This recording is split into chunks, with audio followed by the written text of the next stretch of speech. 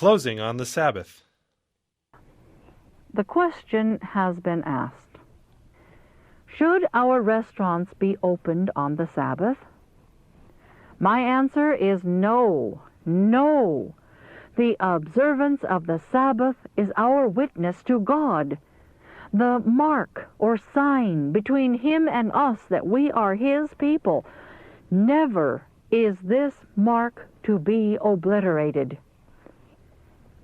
Were the workers in our restaurants to provide meals on the Sabbath, the same as they do through the week, for the mass of people who would come, where would be their day of rest? What opportunity would they have to recruit their physical and spiritual strength? Not long since, special light was given me on this subject. I was shown that efforts would be made to break down our standard of Sabbath observance, that men would plead for the opening of our restaurants on the Sabbath, but that this must never be done. A scene passed before me. I was in our restaurant in San Francisco. It was Friday. Several of the workers were busily engaged in putting up packages of such foods as could be easily carried by the people to their homes, and a number were waiting to receive these packages. I asked the meaning of this, and the workers told me that some among their patrons were troubled because, on account of the closing of the restaurant, they could not on the Sabbath obtain food of the same kind as that which they used during the week.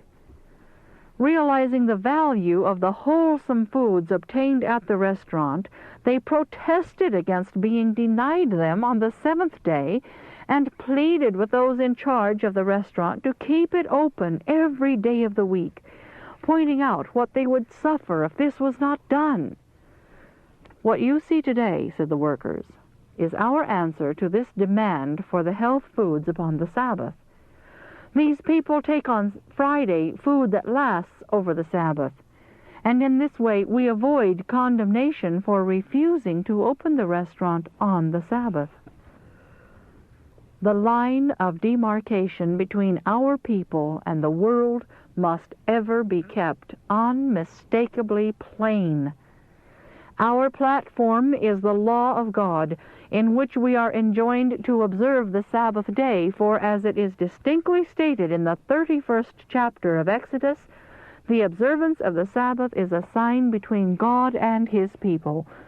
Verily my Sabbaths ye shall keep, He declares, for it is a sign between me and you throughout your generations, that ye may know that I am the Lord that doth sanctify you. Ye shall keep the Sabbath, therefore, for it is holy unto you.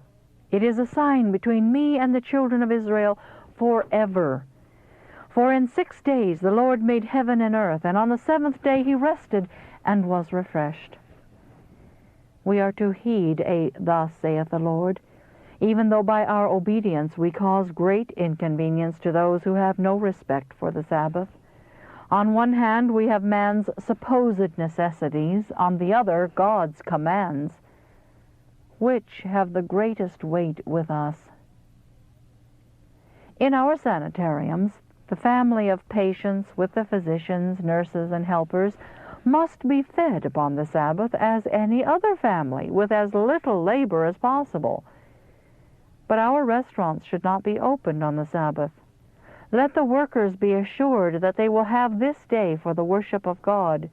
The closed doors on the Sabbath stamp the restaurant as a memorial for God, a memorial which declares that the seventh day is the Sabbath, and that on it no unnecessary work is to be done.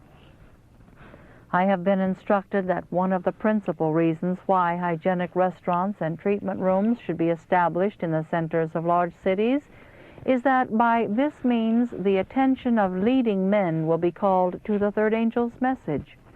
Noticing that these restaurants are conducted in a way altogether different from the way in which ordinary restaurants are conducted, men of intelligence will begin to inquire into the reasons for the difference in business methods, and will investigate the principles that lead us to serve superior food.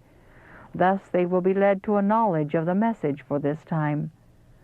When thinking men find that our restaurants are closed on the Sabbath, they will make inquiries in regard to the principles that lead us to close our doors on Saturday. In answering their questions, we shall have opportunity to acquaint them with the reasons for our faith. We can give them copies of our periodicals and tracts, so that they may be able to understand the difference between him that serveth God and him that serveth him not. Not all our people are as particular as they should be in regard to Sabbath observance. May God help them to reform. It becomes the head of every family to plant his feet firmly on the platform of obedience.